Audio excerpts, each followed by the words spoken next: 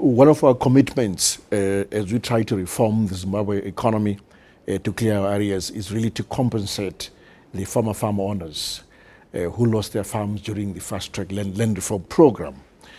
So we struck an agreement which is called the Global Compensation Deed a few years back, and we have now begun to honor that agreement. The agreement basically says that we will pay a coupon initially of 1% of the value of whatever is owed, and then the remainder, which is 99%, is then paid through a US dollar bond. These bonds run for 10 years, and they have a coupon of 2% per annum. So we've begun this process. So recently we paid 3.1 million, which is 1% coupon that is due to the farmers.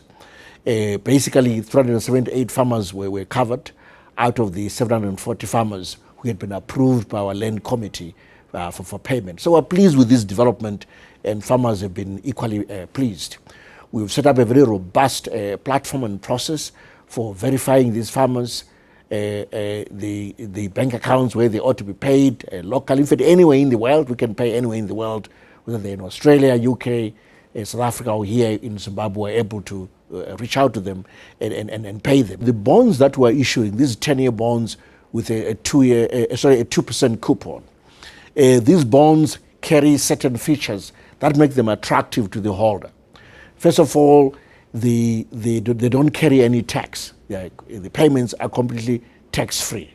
That's important because some of the farmers, most of the farmers are actually elderly, and suddenly it wouldn't be a good idea to burden them with tax liabilities. But secondly, these bonds are also tradable easily.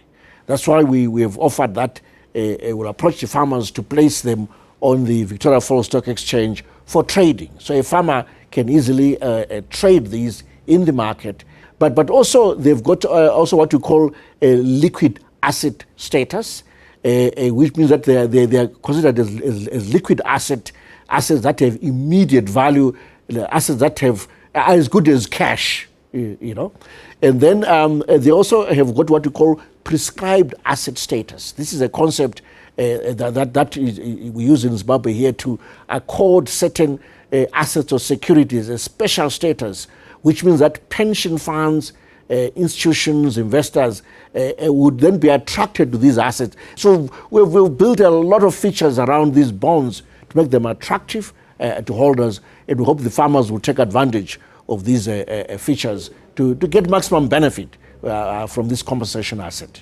The compensation under the global compensation deed is voluntary.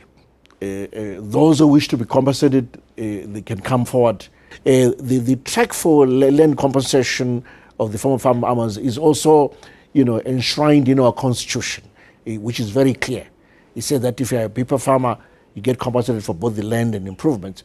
If you're a farmer who has then lost their land during the fast-track land reform program, you only get compensated for improvements. We're honoring that commitment. This also follows hard on the heels of our payment to those that are covered by bilateral investment protection agreements, BIPA agreements. This is those farmers who are compensated for both improvements on the land and for the land itself. For that, we paid 20 million last year for 2024, and we're due to pay another 20 million in full in 2025. So we can see that we're honoring both tracks of farmer payments, both the BIPA farmer track as well as the global compensation deed track. We believe right now really the Zimbabwe government is doing what it ought to do.